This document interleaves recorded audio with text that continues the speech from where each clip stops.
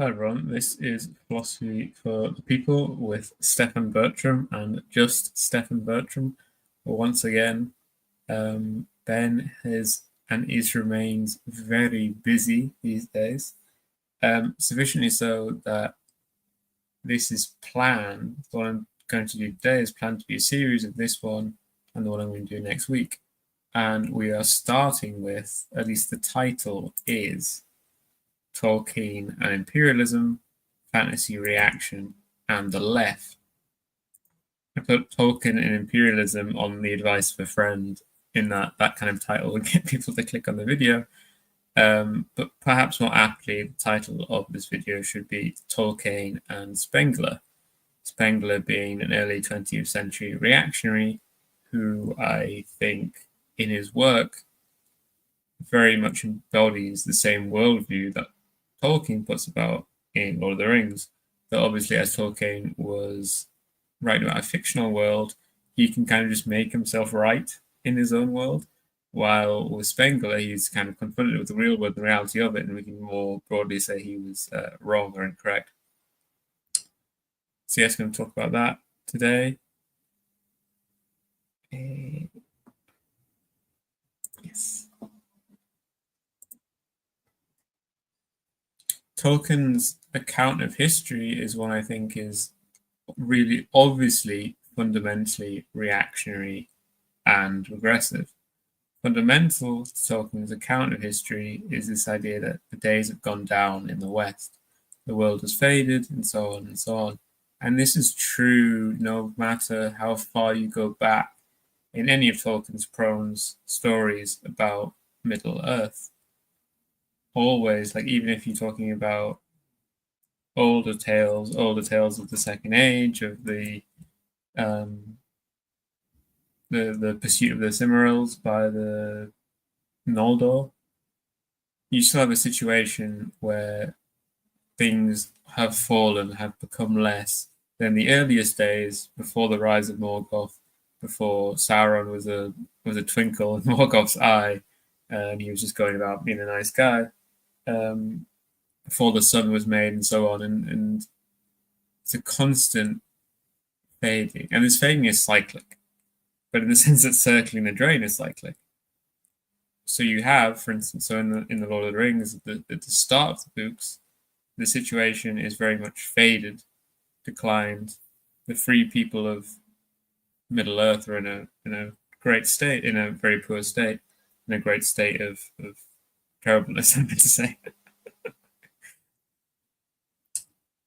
And we can see that, like, the war that was fought at the end, the battle where they're confronting the forces of Mordor at the gates of Mordor, is not a one where the forces of the free people of Middle Earth had any chance.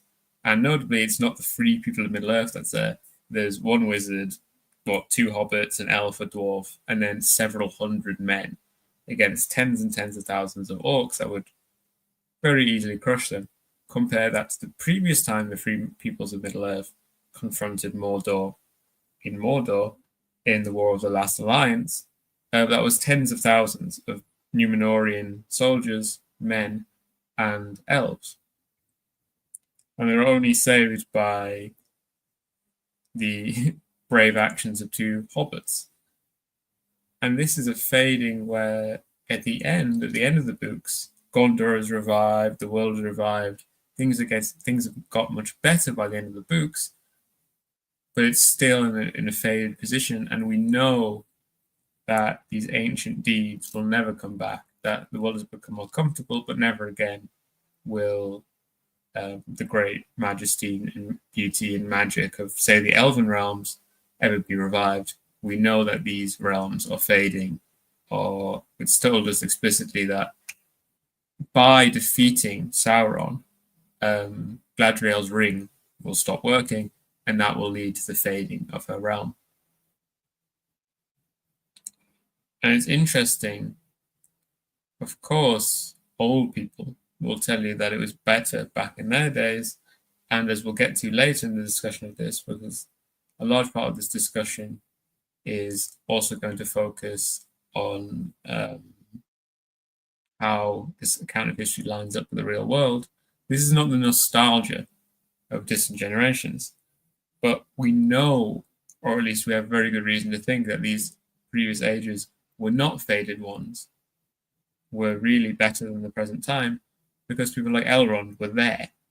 Elrond was at the Battle of the Last Alliance and fought there and saw the folly of men doom and cause the by whatever it's called, failing to destroy the ring. This doomed the world and forced the kind of Cyronic cycle to continue on, which forced the events of the Lord of the Rings to happen. And Elrond knows that this war is a faded remnant of the previous one, but he also knows that the War of the Last Alliance is a faded remnant of the battle against Morgoth, where he was also present. So Mordor and Sauron go for the same cycle, where they reach a point of great strength and then are diminished and destroyed. But it's less clear when Sauron was at its greatest power. It might be in the second war, in the War of the Last Alliance, because obviously it can't really be the last war because he never got his ring back. Yes, as a kid, well, it's funny because obviously Saruman and Sauron are connected, but you think as a kid reading it, the connection is much more strong because they have similar names.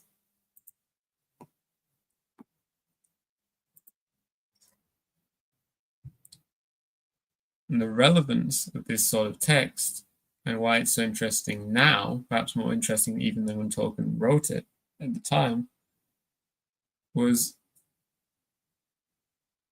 that when Tolkien wrote, you can reasonably say the days had not gone down in the West. Of course, the First World War was a complete disaster, wrecked Europe, and set it on the road where it's proceeded now to the one where it no longer dominates the world. But there was plenty of life and vitality left in Europe. And even after the Second World War, there was still a little life and vitality left in Europe. But things really have gone down now, especially in Europe. Something that seems especially sharp over the past 2 months since Trump has come into power and has, seeks to withdraw the guard from the East. The new West of the United States seeks to disentangle itself from the old West of Europe.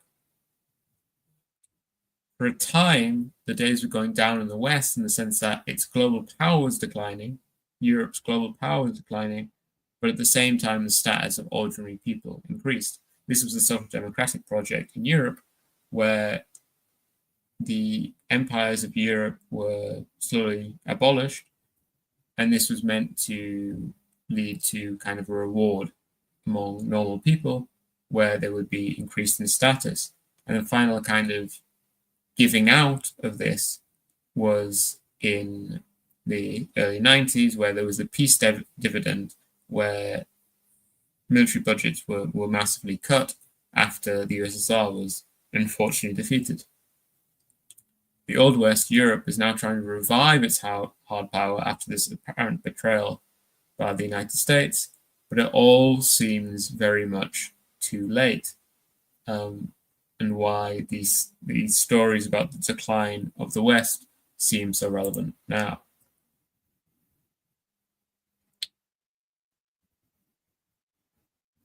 So it's not just obviously that Tolkien wrote these works and they directly influenced us as persons, but also that they massively influenced other literature.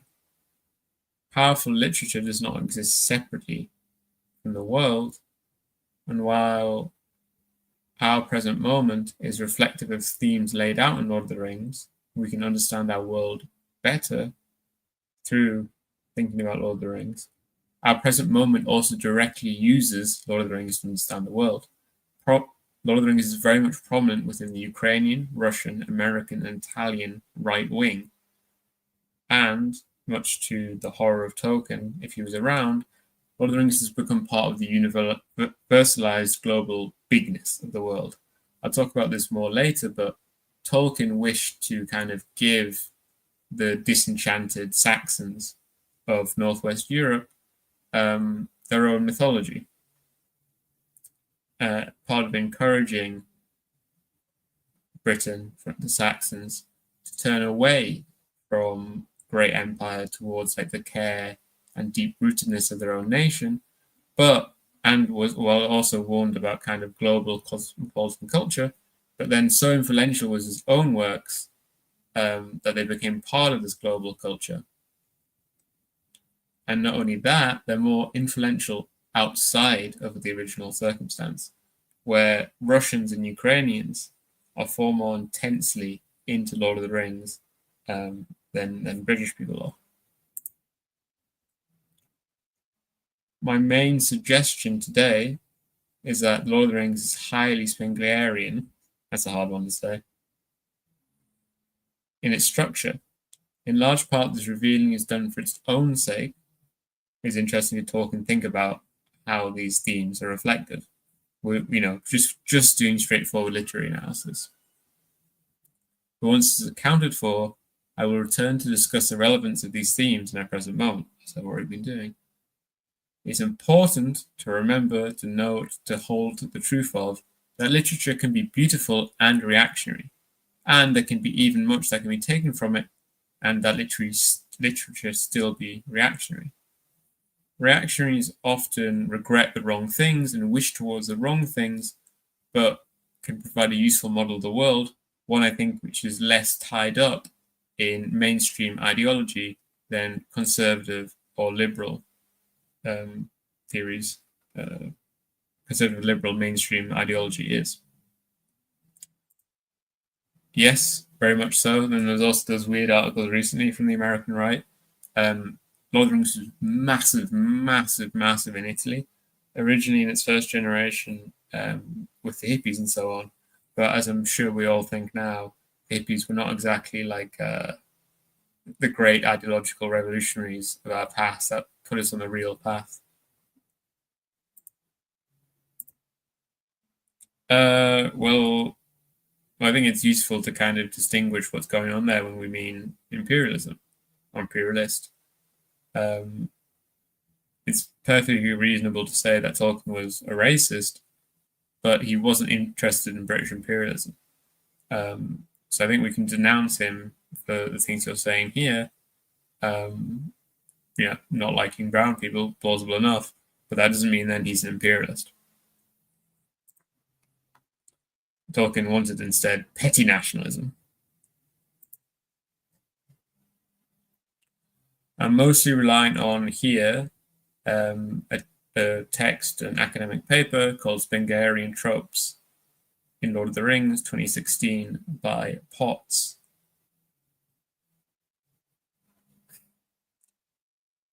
He writes that these are the Spenglerian tropes and themes in Lord of the Rings. The conception of a Western civilization that was once great but has lost its vitality in its decline, most obviously in the case of Gondor. The use of organic metaphors to describe such a cyclic view of history. The planting of the white tree in Minas Tirith, the flowering of the white tree in Minas Tirith, and what Sam does to bring back plants in Hobbitville, whatever it's called, the Shire. An outfit which is anti-imperialist but nationalist, as I've just been discussing. And most of all, the idea of Western civilization as Faustian, both impelled but also doomed by the desire to always see more, know more, and to be compelled to try and appropriate more, and so exhaust itself in this effort. Yeah, so we never want to say that Tolkien is woke, and also at the same time not just straightforwardly denounce him as a racist, because obviously, yes, he was not enthused with, he was certainly not enthusiastic racist, and he opposed most of the worst things of his time, like notably was very much a Philio-Semite. Well, that's a thing soon, as we'll get to on the end of this. Russians are generally happy to be the orcs in the equation.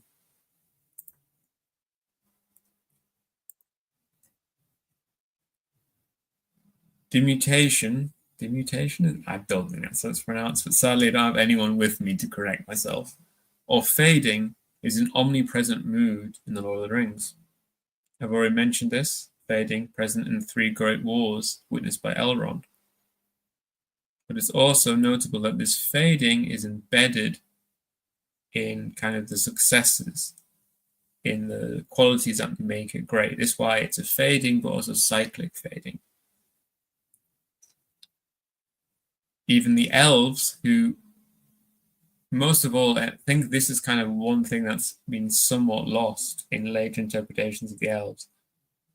In the Lord of the Rings, the elves are just better in every single way. They are Tolkien's guys.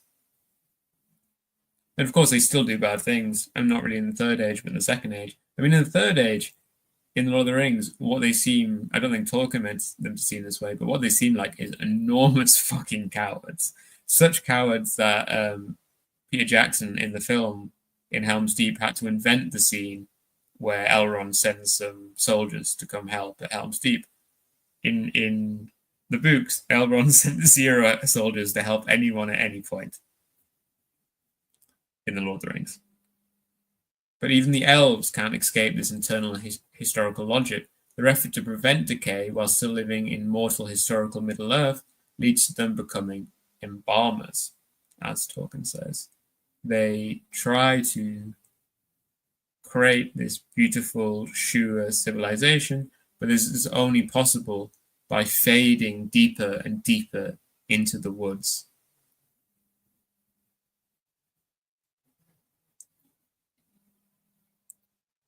Even the most virtuous civilization, the elves, can do nothing but preserve itself for longer. The wisdom of the elves can win them nothing but the knowledge of the inevitability of their own decline. This is very clear with the elves and the Lord of the Rings. They know it's so over for them. Yes, you would think so, and traditionally, yeah, Ukrainians should also be orcs, but that's basically the kind of symmetry or conflict or dialectic or tension, whatever going on, where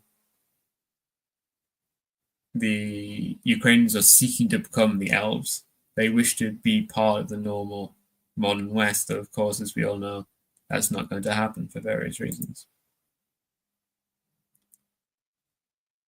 As we've already discussed, also, imperialism in Lord of the Rings is seen as an ideology that even its greatest triumph is sowing the seeds of its own decline and reversal, as exploited becomes exploited and the colonizer becomes colonized.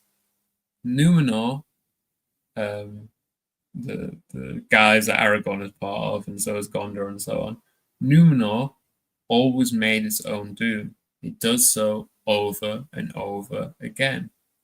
It went out and crushed Sauron.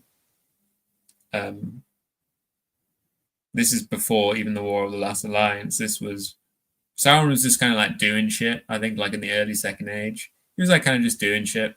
And so the Numenorians got in boats, went over, and they didn't even fight him. They just went up to his tower, and they were so big and scary, he just surrendered.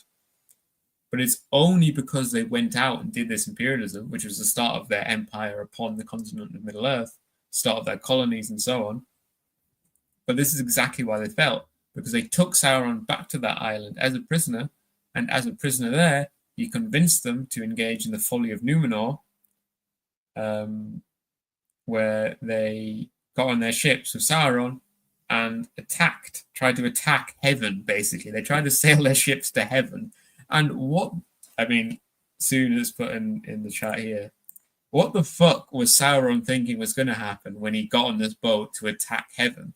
And what obviously happens is that God just smited them and turned the world into a globe, and Sauron got fucked up and diminished for 1,000 years. Of course, in the end, it finally, after a long, long time, worked out for him, but it took a long time. And then again, it was this imperial grasping, this desire for power, which got Numenor to its strength, but then also destroyed it in the War of the Last Alliance, where this Numenorian king, Isildur, I think. No, it wasn't Isildur. Whatever, doesn't really matter his name.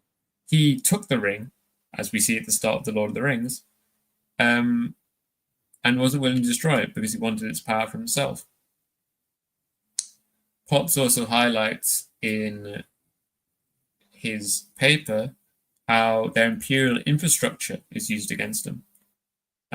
He doesn't mention this. He mentions mostly the roads coming out of the south, which are the roads that the enemies of Gondor march on, were mostly built by Gondor, as well as the fortress of Saruman, which he used to attack Rohan, was also of Númenórean make, was also of Gondorian make.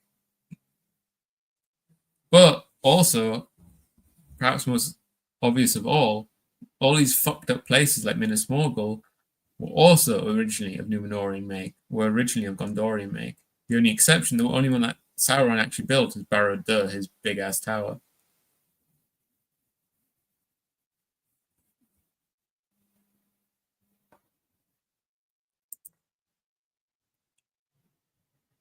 Yeah, certainly. I'm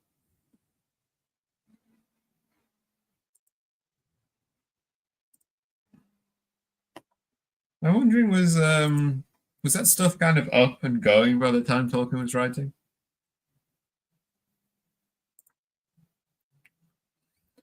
The decline of Gondor. When Pippin rides through the countryside surrounding Minas Tirith, he noticed that the herdsmen and husbandmen that dwelt there were not many, as the most part of the people of Gondor lived in the seven circles of the city. So this is always really interesting when you watch the film. In the film, they're between Minas Tirith and the River Anduin and Osgiliath, or it's called, there's nothing, which seems so absurd, right? You never have a city of like 1 million people or 500,000 people, 100,000 people, and then there's just a big wall, and then there's just untilled grassland for miles and miles and miles. And of course, in the books, the situation is not quite that absurd, but actually more than any possible real city, it is the case of Minas Tirith that somehow Minas Tirith is this great city surrounded by nothing. And this is kind of the perfect metaphor for the decline of Gondor, and also incredibly aligned with the works of Spengler, who continually emphasizes this. I forget the exact terminology, though. I think I might have highlighted it in a later slide, of this like stone-walled city, which slowly drains out all the strength of the country into it, and then itself fades away and declines and decays. Childless lords sat in aged halls, musing on heraldry. In secret chambers, withered men compounded strange, strong elixirs, or in high cold towers asked questions of the stores. And this concern with childlessness is a concern that's very much present in Spengler and Tolkien, but again, notably, was not that much of a problem back in their day. They were having plenty of kids in the early 20th century, everywhere. But now we have a problem with not having enough children, where we really are this decaying civilization, which is not able to reproduce itself. And for both Spengler and Tolkien, the fullness of rural life is required for a strong society. At the point where these great stone cities start exhausting the rural life, such that the rural life can't like reproduce itself, that's when a civilization begins to decline. But of course, as I was mentioned, there's not this decline of Gondor in the books, but at the end of the book, there's a revival of Gondor. There's continual references to a proud and glorious past, but no hope for any meaningful future except for the distant legend of the king of the original bloodline, which is, of course, what in fact comes to pass. Contemporary authors would invariably subvert this, but Tolkien did not. And what's really interesting is how incredibly like un-Faustian, unmodernist this idea is, where Gondor is not revived through any kind of like industrial process. It's not that Aragorn, I mean, the classic thing that J.R.R. I've forgotten his name, the guy that wrote Game of Thrones. What the fuck? J.R. Whatever, that guy. He always, he had the thing of like, oh, what's Aragon's tax policy, which is a weird thing for him to say because there's absolutely no tax policy discussed in A Game of Thrones and A Song of Ice and Fire. J.R. Martin, there's absolutely no tax policy discussed in his works, but it does make very clear that what is happening in the revival of Gondor is not any kind of modernist process where, because of like his astute stewardship, Aragon revives the kingdom. Rather, it's a spiritual revival. It's like a blessing from heaven, because that's what the men of Numenor are with their long lives. They're blessed by the heavens. And as that gift fades away, that's a withdrawal of this gift from the heavens. There's nothing. It's so unmodernist in the reasons for the revival. But what's notable is that Aragon's kind of personal virtue causes a revival of the kingdom, the revival of the spirits of men, of their nature, but this immediately begins to fail. Not just in the tales that Tolkien decided not to write, The New Shadow, which was a story about how, like 100 years after Aragon died, men basically immediately turned back to doing evil. They like started cults where like young men would run around pretending to be orcs and like proclaiming like their loyalty to Sauron or whatever, even though of course Sauron was diminished and destroyed at that point, which I don't know if that's meant to be a parody of like neo-fascism or whatever, but it sounds a lot like neo-fascism.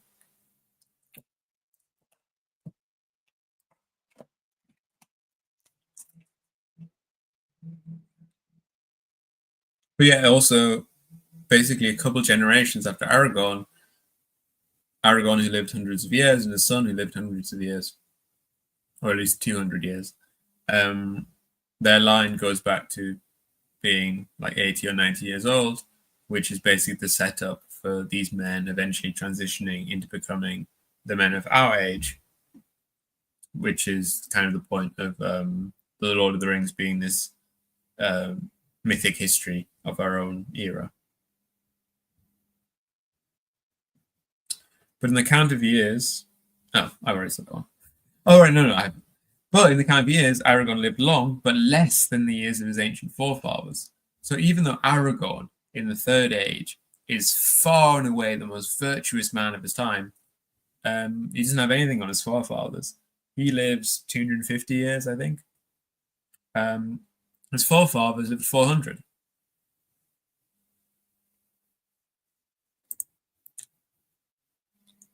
We're complaining about dragon egg prices. I mean, if we were writing a reasonable account, then yes, I would think so. But of course, we kind of know that this isn't what happens because Tolkien never wrote about it, and we know that kind of that time is an ancestry of ours. So, in fact, probably what happens is men diminish and diminish and diminish until they return to a state of hunter-gathering, which then eventually set it up for our era to happen. Thanks. Perhaps the most obvious influence of Spengler.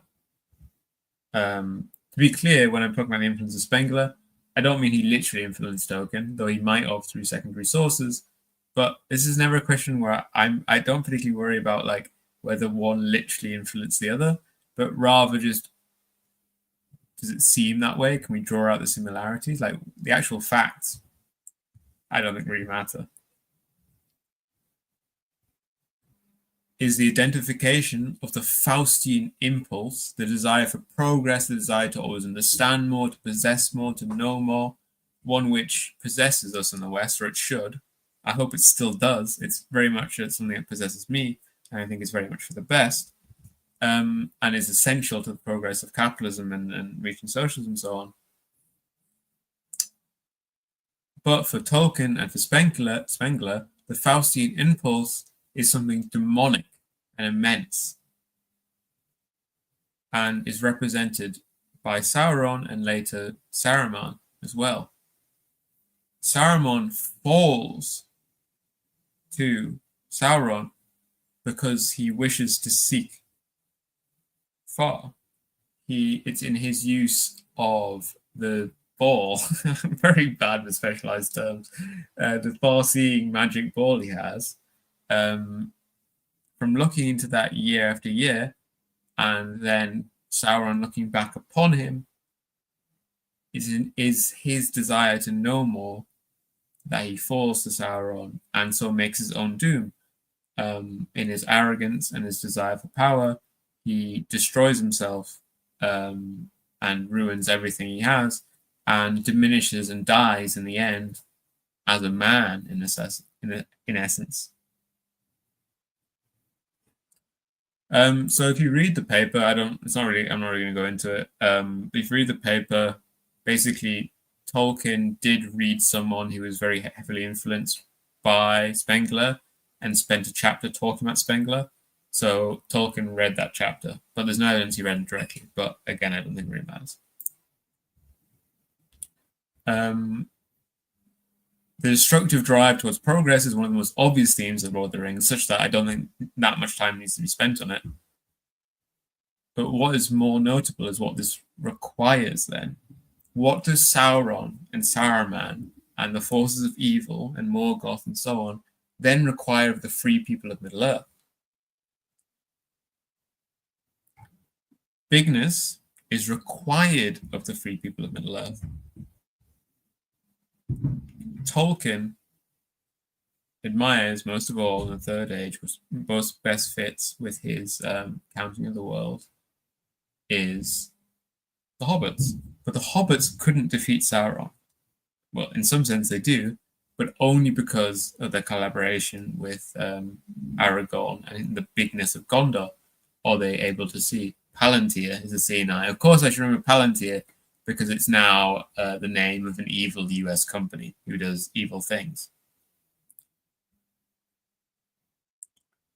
And so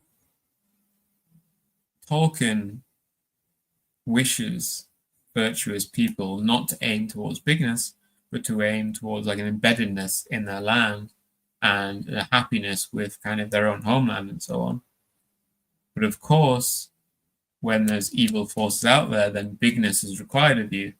And I think I don't have to be explicit when how that can relate to the present situation in Europe. But of course, we're not necessarily correct about who exactly is evil and who is not. I would like to think so, but sadly I'm not. I've already mentioned it quite a lot, but it's useful to now go in properly on this idea of nationalistic anti-imperialism. Potts writes, a mood of anti-imperialist nationalism that was emerging at the close of the 19th century and was concerned with the emphasizing the importance of attending cultural vitality at home rather than the imperial inventory abroad was something that influenced both Tolkien and Spengler. This is the idea that when a nation reaches out towards the world and intervenes, it doesn't revive itself, but rather exhausts itself. And we can see this very clearly with the United Kingdom, where the United Kingdom basically bankrupted itself in the First World War. It sold massive amounts of its global assets off to US capitalists, which then ensured that the hegemony transitioned past it. But while already the British Empire was doomed in one form or another at the end of World War I, despite the fact that they won, Britain won that war and then reached the zenith of its global territorial control in the aftermath of World War I. But this great empire was then unsustainable by this exhausted polis, the exhausted metropole. It exhausted itself by reaching out to Europe, intervening in Europe in a way that it never had before. And then the Second World War comes along and Britain wins again. But at that point, its kind of ideology, its perception of the world of direct empire is over. The United States model of indirect empire is instead the one that's imposed upon the world. And when the UK, in collaboration with France, next tries to properly reimpose its imperial power through hard force in the Suez Crisis, the US says no, and then it's over for the British Empire. So it was exactly by reaching out, by winning these wars, that Britain exhausted itself and diminished from an empire.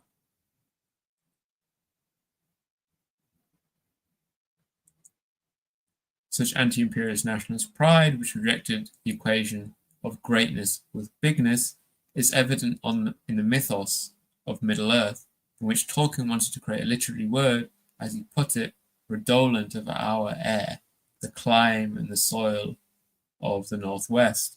Though I think probably the thing he would be most sad about Lord of the Rings is that it's not filmed. It was never filmed. None of them are filmed in the United Kingdom. They go off to New Zealand, which of course has a similar climate, but more shockingly impressive geography. This is a notion which is essential to the present situation of Europe. Empire faded in favor of improvements in home, but then these improvements faded away, and before any effort that could be made to revive them, Europe has declared that it must again put a watch, man the walls, and put a watch on the east. Any kind of hope for the European working class must now come through like Keynesian military spending, which is only going to again profit the United States.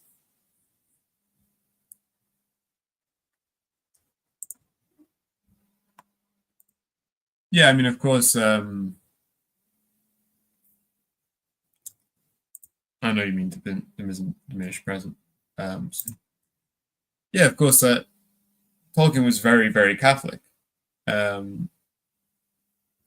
But what we have in the Bible, so there is also, I mean, very directly with the Age of the King stuff, that is happening in the Bible, where there is this decline in the Age of Kings. But mostly what's happening in the Bible is one great fall, where men doom themselves, while there isn't this one great fall in the Lord of the Rings, because while Tolkien is very Catholic in his influences, he didn't want to directly tell out the story of the Bible or so on in the books. That's much more something that happens in A Lion, a Witch, and a Wardrobe.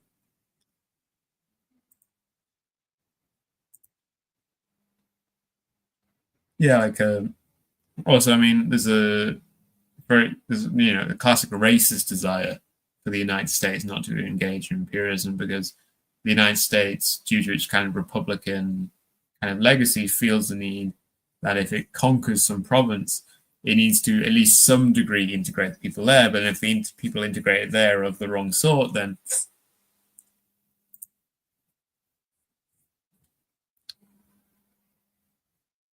fantasy, I think, as a genre, as a theme, grows more appealing every year, as our reality diminishes, which draws out a central irony.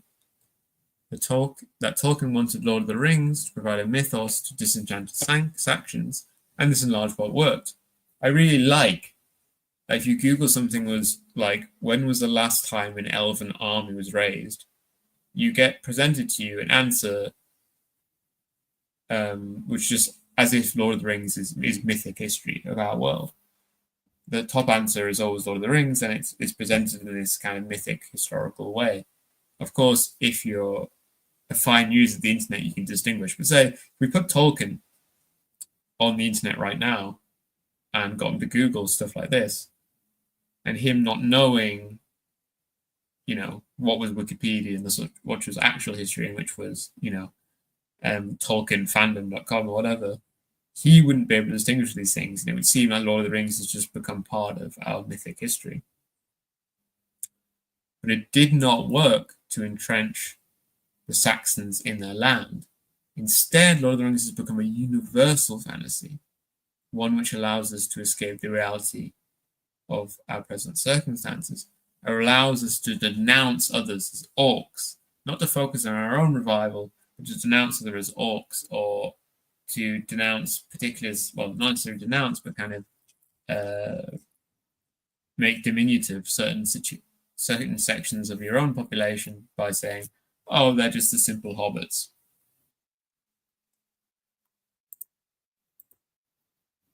Yeah, and more than the Bible, you know, Tolkien was writing like very distant Beowulf fan fiction, um, where his works are meant to be mythic, where they have also. I started reading an article about this, didn't finish it, about kind of they use this very particular medieval structure, where instead of like in contemporary kind of fantasy, you'll switch between characters and they'll all basically normally they'll be happening at the same time, unless it's a deliberate flashback. But what happens in the Lord of the Rings is that like you go all the way through Aragorn's story, then you flick back, and then you go all the way through Frodo's story.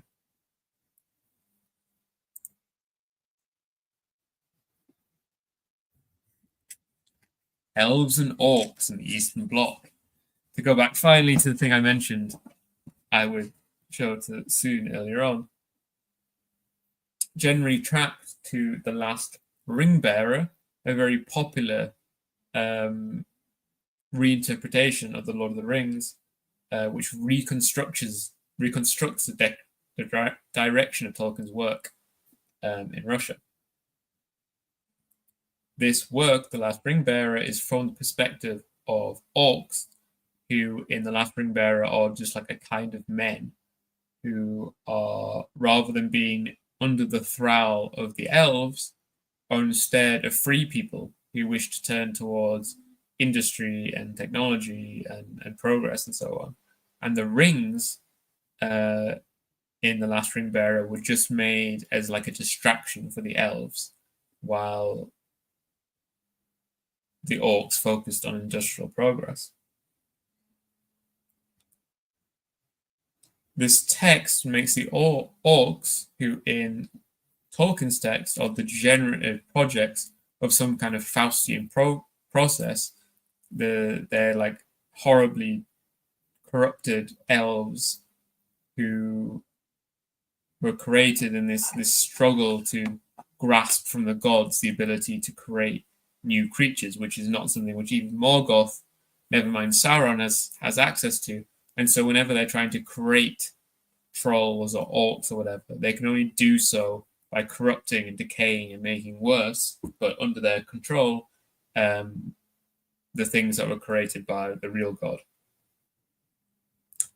What happens in The Last Ring Bearer is an attempt to transform these orcs into the heroes and their industrial progress into a heroic one in the face of a reactionary West.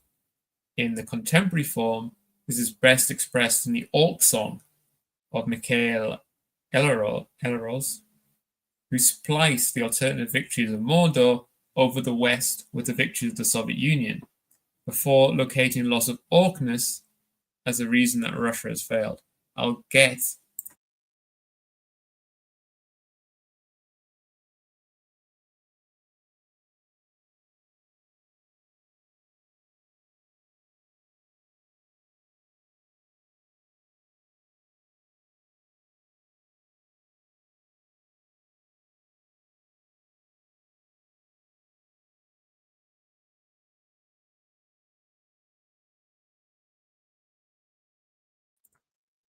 sorry everyone, I knocked my camera.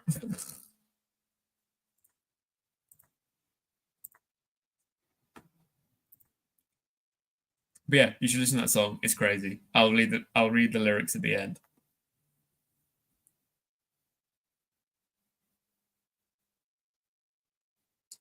And notably, the popularity of the idea of Russians as orcs, that was something that Russians made up as part of this reinterpretation and revaluation, a very Nietzschean revaluation of The Lord of the Rings, led to Russians becoming orcs. But then once Russians and Ukrainians fell out, as one might say, this led to this disdain being reflected in Ukrainians being like, yes, the Russians are orcs, and then Westerners now denouncing online Russians as orcs without probably understanding the complex genealogical history of this, despite the fact that they probably could have done some anyway. The idea of Westerners denouncing Russians as subhuman orcs is not something which is particularly shocking or surprising, but it's funny that it has this complex genealogical history of reversals together.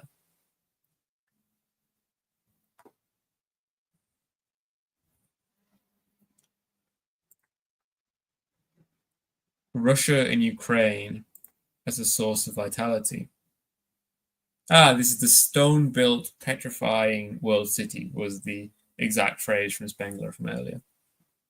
In its last extremity, Gondor and the stone-built, petrifying world city of Minas Tirith looked to the youth and vitality of the horsemen of Rohan to augment its own failing powers and numbers. A parody of this is currently happening with Ukraine or Russia, with both Ukraine and Russia both seen as these vital sources by the West in various forms, whether it's the Ukrainian smell of democracy or whether it's the apparent Russian manliness. But in fact, both are even more exhausted and benighted forces which are driving each other to extinction. Ukraine and Russia are both post-apocalyptic societies who have been destroyed and are now using the ruins of a previous age to fight each other.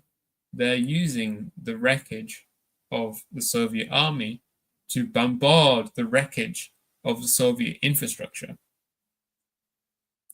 18 to 24-year-olds have not been called up in Ukraine because they're basically an extinct class.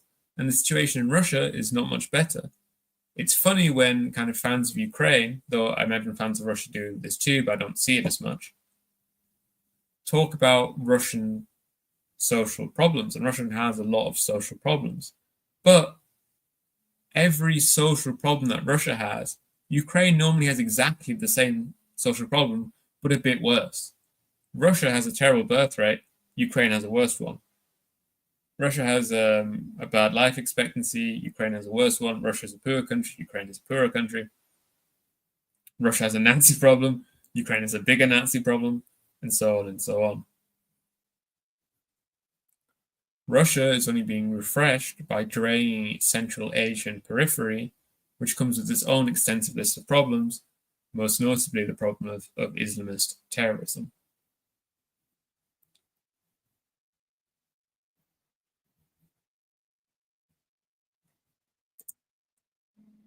I'm pretty sure every single power station, because I don't think Ukraine's built any power stations over the past 30 years.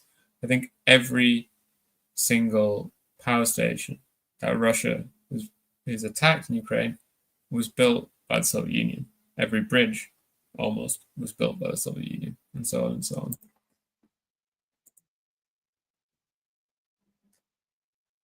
Tolkien's works have been variously reconstructed, but even works of fantasy that meant to be highly freed from Tolkien, meant to be something radically different, we can still see this theme of decline, especially the decline of fantasy.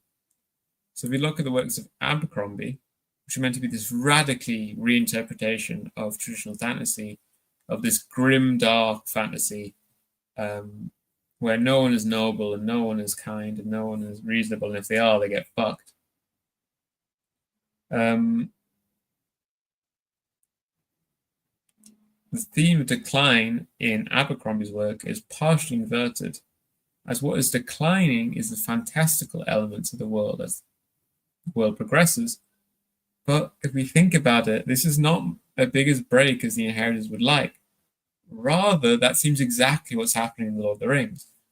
Abercrombie's draining of magic out the world is exactly what's happening in The Lord of the Rings, especially after the events of The Lord of the Rings. It's what Galadriel warns will happen to the elves as they either leave to the west or they diminish away to essentially become forest spirits.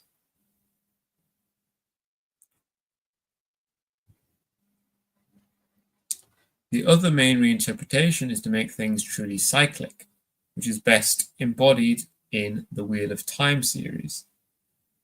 Currently streaming season 3, Amazon Prime. It's very good.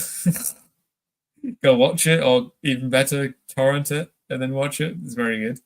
The interpretation of progress and its associating with Nietzschean eternal return is a topic I will cover in a later week. I'll do it next week, unless Ben is back, in which case I won't do it then. I'll do it whenever Ben's not back. So yes, I have done a much longer one than I usually do. I usually only take 25 to 30 minutes to do a solo thing, but now I'm up to 51. But still, if people have questions, now is the time to ask, and I'll finish around the hour mark. If people have questions, if people don't have questions, then I'll just finish up soon.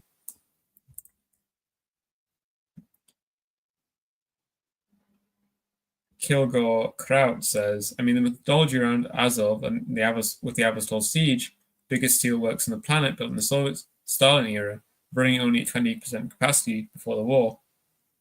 It was very interesting. After Avastol was destroyed in the siege of Mariupol, both the Ukrainian mayor of Mariupol and the head of the Donetsk People Republic, the Russian-aligned Donetsk People Republic, proposed what should be done with the Avastol steel plant. The Ukrainians suggested it be changed into a memorial for the war, while the Russians said that it should be made into a park. The idea that it should remain a steel plant, the idea that it should go back to becoming a steel plant to produce steel, was never countenanced by any side. Both only could make it into a memorial, a garden, or whatever else. The idea of it ever becoming a steel plant, no, I really like it all the time. So like season 1 was not very good, but I liked it anyway. Season 2, I thought it was one which was very variable, but there were some bits which was so fucking good. Lanfear was so good. And with each season they're improving. Season 3 is even better. And I'm really looking forward to next Thursday, which is going to be the one where Rand goes to Ruidian, and then he goes to this cyclic accounting of generations, which I will certainly end up talking about next week.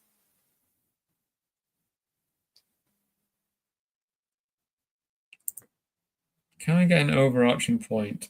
I can only relate to Lord of the Rings based on my drug consumption. Is this an answer or a conclusion? The conclusion would be that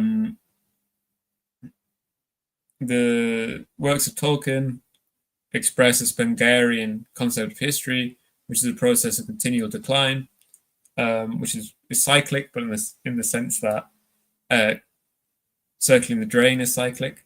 And this is very representative, and more representative. It's this classic thing where a text will come out and not really be representative of its present time, but then 100 years later, it seems so representative of our moment.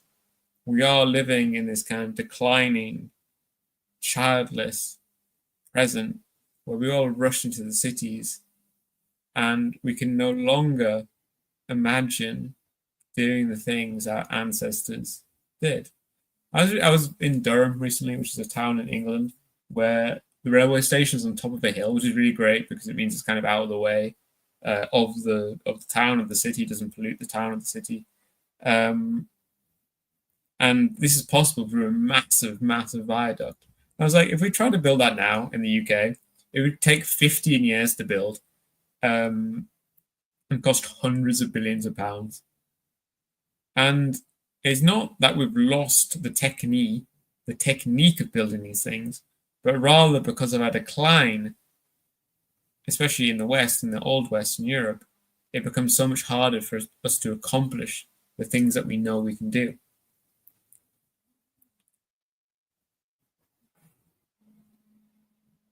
Isn't like 40 plus books all the size of the Lord of the Rings? If you mean Wheel of Time, yeah, Wheel of Time is 15 books. I don't know if the biggest ones are as big as all 3 of the Lord of the Rings, but some of them get very, very big.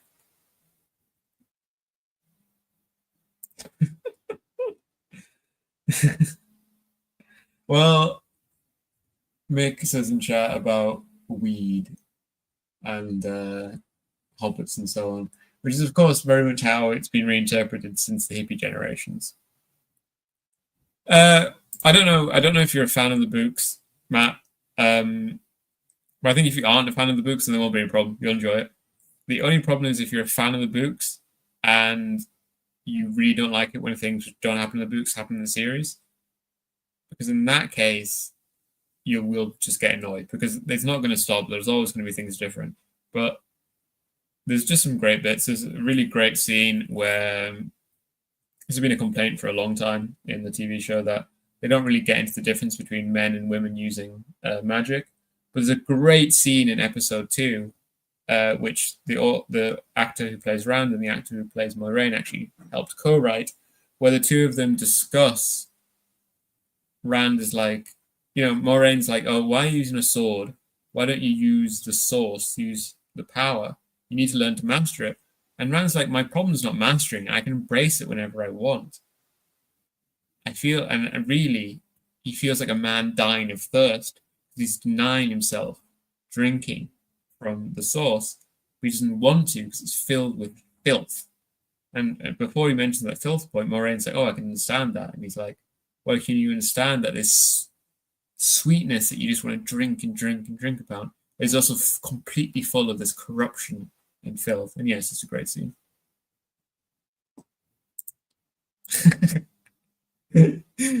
Maybe better go back and read.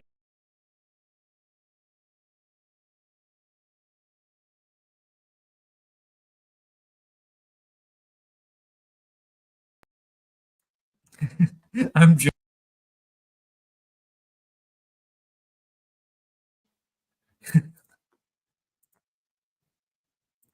I'm gesturing too aggressively, and it's leading me to knock the webcam out. But I wouldn't advise actually the homework to be that, but rather if there is actually homework, it would also people would benefit most. I think would I don't want to tell people to watch TV. TV is fine, but kind of degenerate. It's better to read things. And this text today, this discussion today, this reading today is mostly reliant on Evening Lands, Spenglerian tropes, and the Lord of the Rings 2016 pots.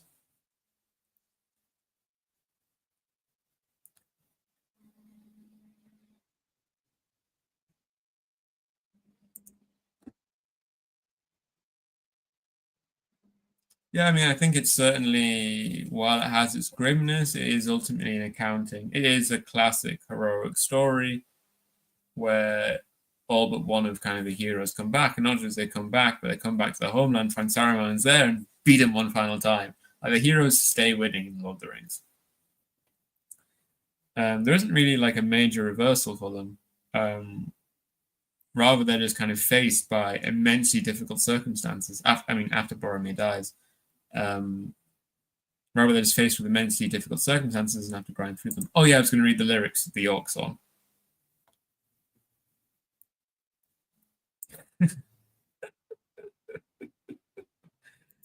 Okay, I'm going to read you the Orc song of Mikhail Ilevkov, which you can find by searching this in YouTube, which is his Orc song in Russian. Brother, remember how we crushed the elfin scum, how their wicked hordes fled to the west, how our regiments pulped the filth of Gondor, so that the white-stoned Mordor would shine more brightly, and set an example of fearlessness for all to see.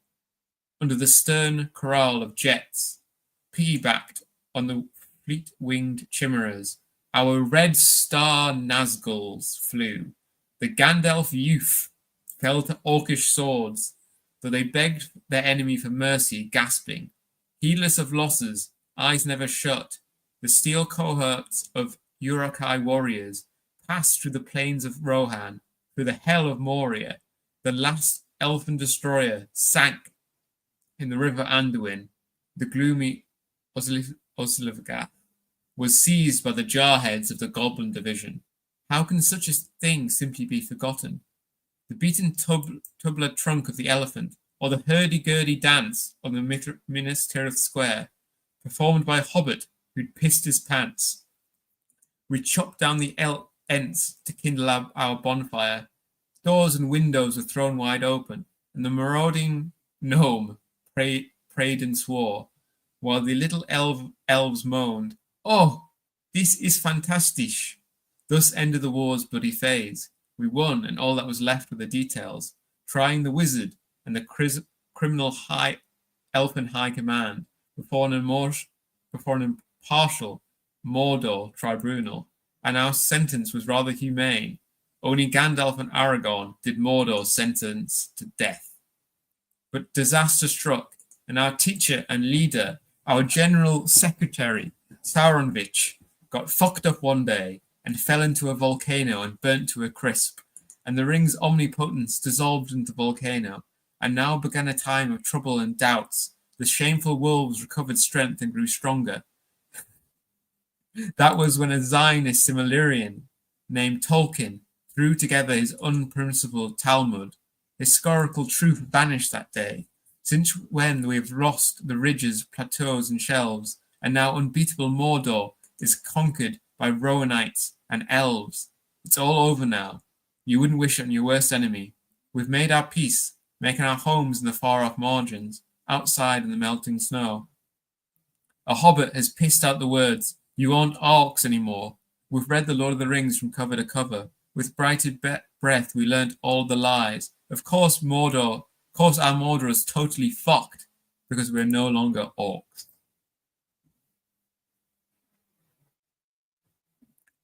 Sing it, please. No. I'm such a bad singer. No, this is relevant to The Lord of the Rings because my mother is in a care home thing. And on Friday mornings, I'll go there, and among other things, I'll read to her Lord of the Rings. And she likes when I sing the songs and sing the poems out of the Lord of the Rings. And after one such poem, she complimented my singing, and that was the first time anyone in my life, including her, had ever complimented my singing.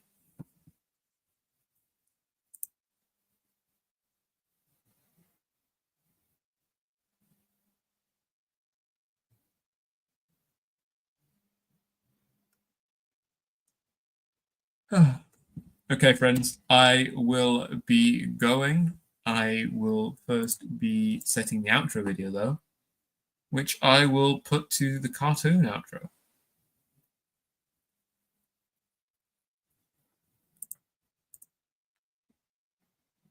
Oh, did I do that wrong? All right, yes, do that.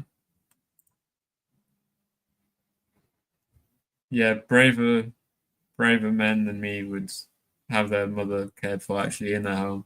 Though, of course, it's not really an option for me at the present, but yes, bye everyone. Bye, bye, bye, bye. See you next week. Same time, same place. I'll be here. Will Ben be here? Different question. Difficult question.